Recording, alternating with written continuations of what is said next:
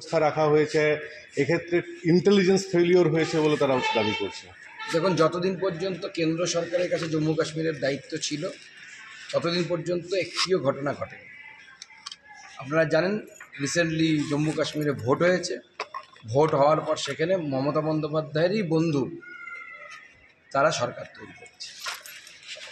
আর মুর্শিদাবাদের ব্যাপারটা নিয়ে ভাবতে বলুন না, তৃণমূল কংগ্রেসকে কাশ্মীর অত দূর দেখতে যেতে কেন হচ্ছে? এখান থেকে তো মুর্শিদাবাদটা কাছে।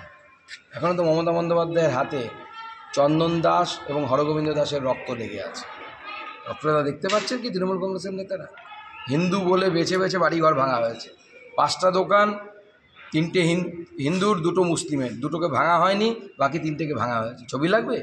না দেখতে পেলে বলবেন, ছবি দিয়ে দেবো। তৃণমূল কংগ্রেসের তো নেওয়া হয়ে যায়। এই যে হিন্দু নিধন যজ্ঞ চলছে, কাদের জন্য চলছে?